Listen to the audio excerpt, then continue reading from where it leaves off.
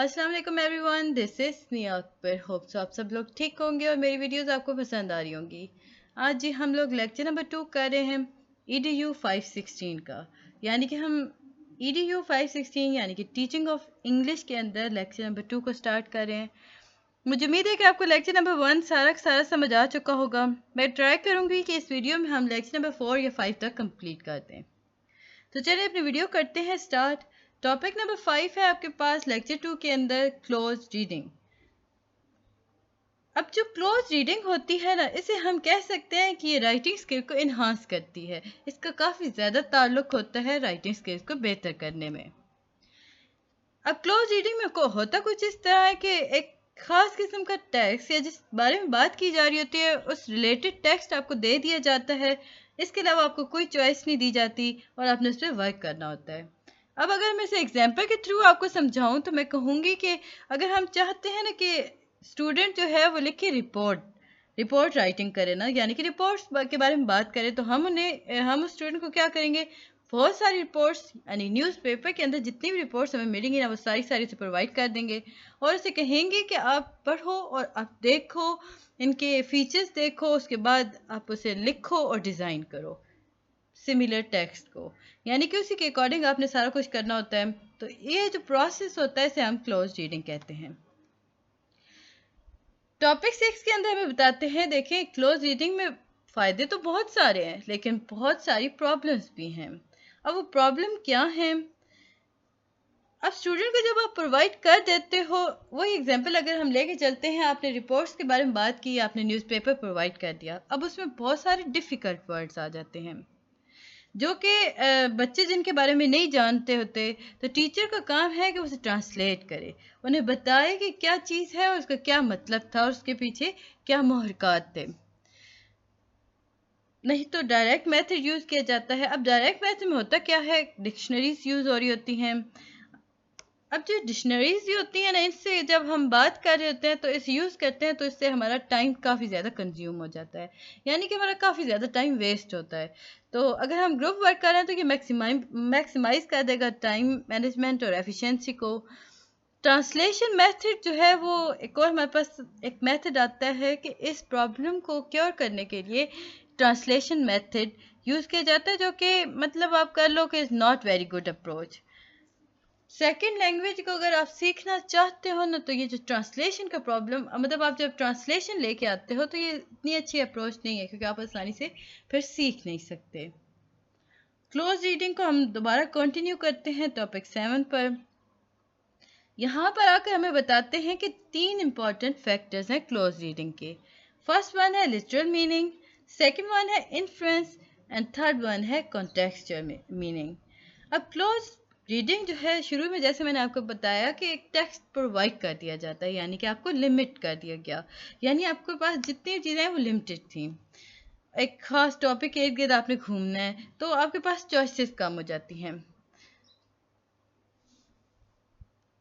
अब यहाँ पे एक एग्जांपल दी गई कि देखें, अगर हम प्राइमरी लेवल के बारे में बात करते हैं तो बच्चे क्या करते हैं, टेक्स्ट के अंदर लिटरल मीनिंग ढूंढते हैं। जैसे जैसे उनका लेवल बढ़ता जाता है तो स्टूडेंट क्या करते हैं, वो इन्फ्लुएंस के थ्रू बेहतर से बेहतर मीनिंग की तरफ जाते हैं। अब मैं अगर इन्फ्लुएंस की बात कर रही हूँ ना, तो वो कैसे आपको पता चलेगा। एक एग्जांपल यहाँ दी गई कि it is a good day. अब इसके अंदर जो इन्फ्लुएंस है वो ये है कि जो दिन है, या तो उसके अंदर अच्छे एक्सपीरियंस हुए थे जिसकी वजह से हमने कहा कि ये दिन बहुत अच्छा है, अदरवाइज कुछ अपीलिंग चीज़ थी जो कि आपको नज़र आई इस दिन के अंदर, आपके साथ कुछ बेहतरीन चीज़ हुई, तो इस लिहाज से भी हम बात कर सकते हैं, यानी कि हम डिफरेंट एक ही चीज़ के डिफरेंट मीनिंग्स निकाल सकते हैं। तो इसे हम अखज़ करना, उर्दू में अगर हम बात करेंगे इन्फ्लुएंस का, तो वो अखज़ करना होता है, यानी कि वो मीनिंग को खुद से इन्फ्लुएंस करते हैं स्टूडेंट्स। तो ये था लेक्चर नंबर 2। जल्दी से देख लेते हैं लेक्चर नंबर 3 को, टॉपिक 8। अब हम देख रहे हैं method of teaching reading material, reading skills. Reading between the lines or looking at the context, getting the hints what the writer is trying to say. This is specially important for understanding poetry. अब यहाँ पे हमें बताया गया कि lines को देखकर या कॉन्टेक्स्ट को देखकर आप समझ सकते हो, आपको हिंट मिल जाता है कि राइटर कहना क्या चाहता है। और ये जो मेथड है, ये पोइट्री के अंदर काफ़ी ज़्यादा यूज़ हो रहा होता है। आपको थोड़ी बहुत ही कन्फ्यूजन हो रही होती है, यानी कि आपके पास ये जो पोइट्री अगर आप पढ़ रहे हो तो आपके पास बिट ऑफ कंफ्यूजन आ सकती है, मिसअंडरस्टैंडिंग आ सकती है, मिक्स अप भी हो सकता है, बट आपको एक हिंट मिल गया ना कि इसके बारे में बात की जा रही है। तो फिर स्टूडेंट क्या काम है, आप स्टूडेंट को प्रोवाइड करो एक पोइट्री रिलेटेड थिंग, और उस पर बच्चा खुद ढूंढेगा कि आखिर प्रॉब्लम क्या है या मीनिंग क्या है इस वर्ड के, फिर उन्हें वो एक्सप्लेन करेगा।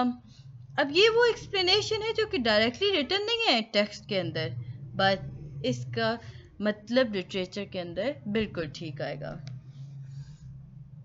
वो उर्दू का एक शेर है ना कि इब्ने मरियम हुआ करे कोई, मेरे दर्द की दवा करे कोई। अब वो अगर हम यहाँ पे लेके आते हैं तो ये इब्ने मरियम हुआ करे कोई एक पूरा किस्सा इस शेर के अंदर छुपा हुआ है। अब बच्चों का काम है कि वो इस चीज़ को ढूंढें कि आखिर क्या हुआ था, तो क्यों कहा गया था इस तरह, तो ये सारी चीज़ें इसके अंदर आ जाती हैं। नेक्स्ट टॉपिक में आपको बताते हैं कि प्रिडिक्ट और टेल करने के प्रोसेस के अंदर अगर हम टीचिंग मेथड देखें तो ये जो प्रोसेस है ना लर्निंग का, ये इसमें काफ़ी ज़्यादा फन होता है। जब हम स्कूल लेवल पे देखते हैं ना, प्राइमरी स्कूल लेवल के स्टूडेंट्स को देख रहे होते हैं ना, तो वो काफ़ी खुश होते हैं इस किस्म के स्टेप्स को अबूर करने में। स्टूडेंट के दरमियान ये काफ़ी ज़्यादा पॉपुलर होता है।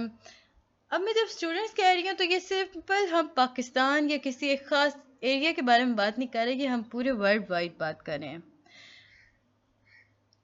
इसमें होता क्या है, इसमें होता कुछ इस तरह है कि स्टूडेंट को प्रोवाइड कर दी जाती हैं रीडिंग बुक्स, या उन्हें कहा जाता है कि आप तस्वीरें देखें। तस्वीरें कहीं भी लगा दी जाती हैं क्लास के अंदर। उसके बाद जी एक्सरसाइज दी जाती है हाई लेवल स्टूडेंट्स को कि वो खुद से करें, पैराग्राफ लिखें, स्टोरीज लिखें, एप्लीकेशन लिखें। तो ये सारा जो प्रोसेस हम लोग कर रहे होते हैं ना, ये प्रेडिक्ट और टेल में हो रहा होता है। अब जो एक्सरसाइज जो बच्चों को दी जाती है ना कि वो खुद से इमेजिन करें, स्टोरी बनाएं, कोई भी मतलब टास्क उन्हें दिया जाता है तो वो उसे परफॉर्म करें, तो इससे होगा क्या, ये जो एक्सरसाइज है ना ये बूस्ट कर देगी इमेजिनेशन को, बच्चों की वोकेबलरी बेहतरीन हो जाएगी, लैंग्वेज स्किल्स उनके इन्हांस होंगी, क्रिएटिविटी उनके अंदर आ जाएगी। अगर हम ग्रुप के बारे में बात करते हैं ना, ये एक्सरसाइज अगर हम ग्रुप में प्रोवाइड करते हैं तो स्टूडेंट को पता चलेगा कि हम दूसरों के आइडियाज़, उसके आर्गुमेंट्स को कैसे मतलब समझने के एक्सेप्ट कर सकते हैं, कैसे हम कंपेयर कर सकते हैं अपनी प्रिडिक्शन को दूसरों के साथ। तो इस तरह स्टूडेंट के अंदर एक ये जज्बा भी आ जाता है कि वो दूसरों की बात सुनने के काबिल हो जाता है। टॉपिक 10 है आपके पास स्टोरी विदाउट एन एंडिंग। अब ये प्रिडिक्ट और टेल ही के मतलब स्टेप आगे बढ़ा है। इसमें कुछ इस तरह होता है कि टीचर जो होती है ना, वो स्टूडेंट को एक एक्साइटिंग वे के थ्रू बता देती है, रीडिंग स्किल उनकी इन्हांस करती है, उन्हें बताती है ना, एक एक्टिविटी देती है। टीचर जो है वो स्टोरी प्रोवाइड करेगी स्टूडेंट जिनकी एंडिंग नहीं है, यानी कि टीचर बच्चे से कहेगी कि आप इस स्टोरी के एंडिंग तक लेके जाएं। आप इनकम्प्लीट स्टोरी बच्चे को बता देते हैं, बच्चा खुद से उसे कंप्लीट करने की कोशिश कर रहा होता है। तो अगर हम ग्रुप की बात करते हैं तो वो ग्रुप में भी हो रही होती है। टीचर एक प्रॉपर टॉपिक आपको प्रोवाइड कर देगा, उसके थ्रू बच्चे काम करेंगे। एक और तरीका हमारे पास कुछ इस तरह होता है ना कि टीचर आउटलाइन बता देती है एंडिंग की, और fill in the blanks type आपको एक्सरसाइज दे देती है।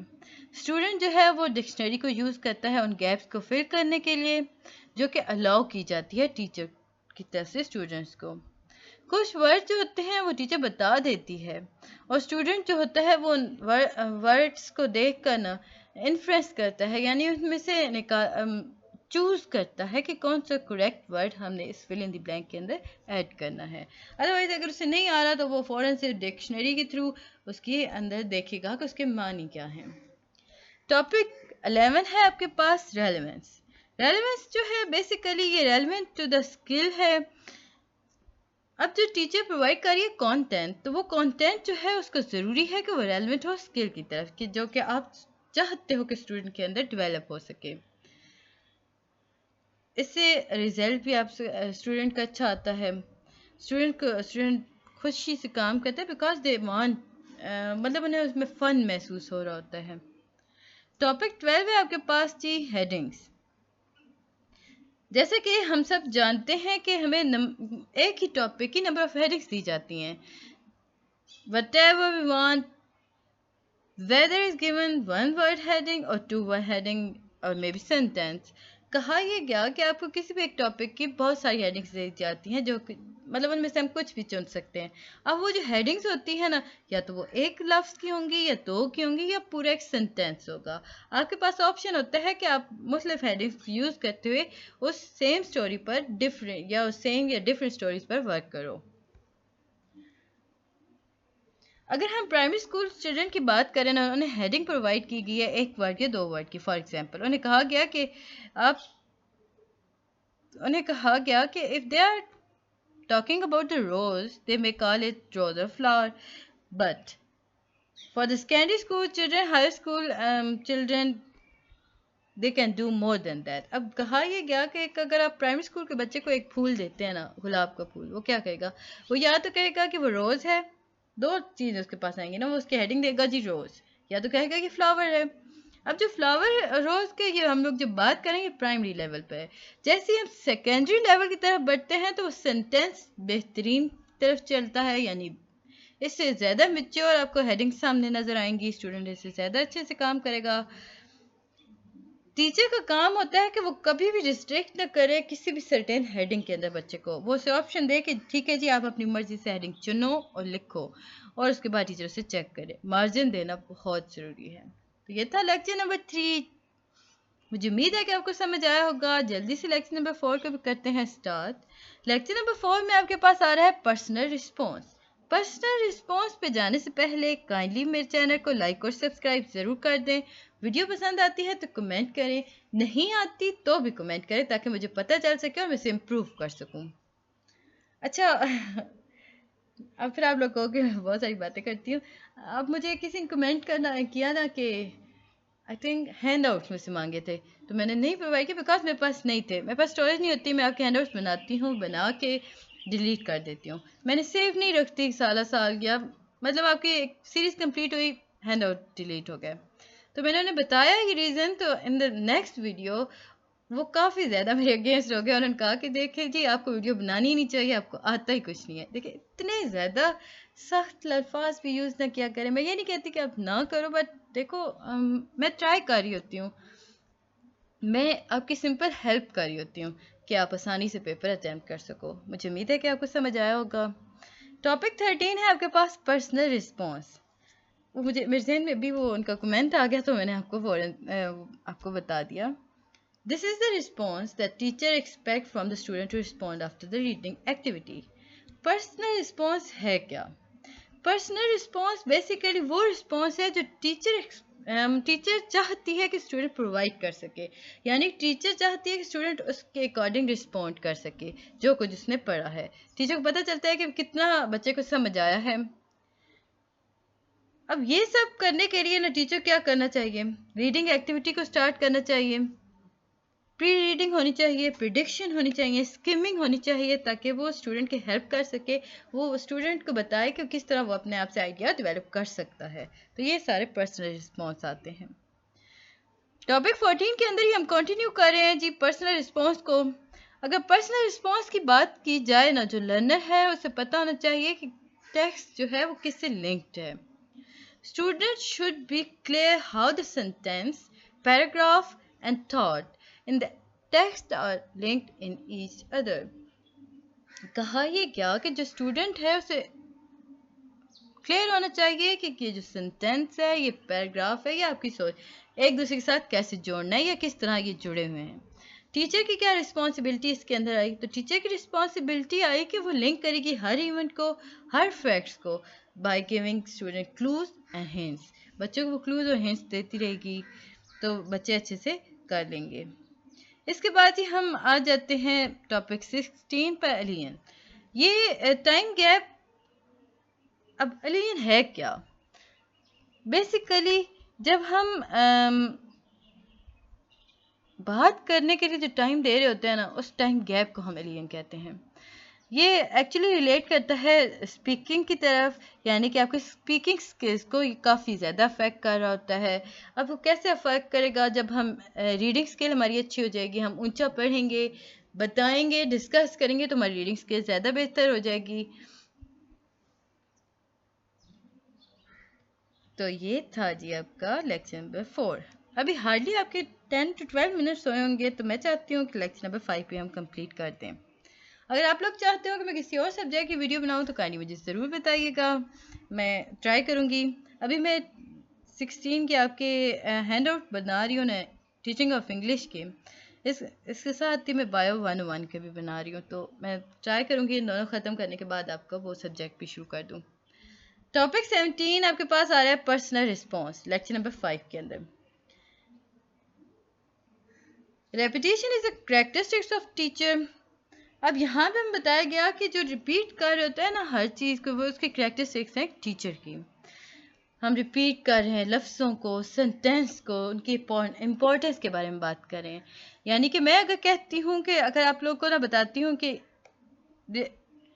ریپیٹ کر رہی ہوں کسی بھی ڈیفینیشن کو 2 دفعہ یا 3 دفعہ، تو اس کا مطلب یہ ہوا کہ یہ وہ ڈیفینیشن بہت امپورٹنٹ ہے. یعنی کہ آپ امپورٹنٹ چیزوں کو بار بار ریپیٹ کرتے ہیں بینگ اے ٹیچر. تو اسٹوڈنٹ کو پتہ چل جاتا ہے کہ اس سینٹینس کے اندر کچھ چیز ایک ایسی ہے جو کہ امپورٹنٹ ہے اور جس سے میں نے ڈسکس کرنا ہے یا جس پہ میں نے ورک کرنا ہے. ٹاپک 18 آپ کے پاس آتا ہے پنچویشن. پنچویشن جو ہے، پنچویشن از سم تھنگ کہ جو ٹیچر جو ہے وہ یوزلی اگنور کر دیتی ہے. However, ہم ایکسپیکٹ ضرور کرتے ہیں اسٹوڈنٹ سے کہ وہ رائٹ پنچویشن یوز کریں ریٹن ورک کے اندر، لیکن ٹیچر خود نہیں اس پہ ورک کر رہی ہوتی. اب بچہ اچھی پنچویشن کیسے یوز کر سکتا ہے؟ یہ تب ہی ممکن ہے جب ٹیچر جو ہے وہ اس کے بچے کے ورک پر پوری اٹینشن شو کرے، اس سے پورا ورک، اسے ٹائم دے، اس پہ پورا ورک کرے.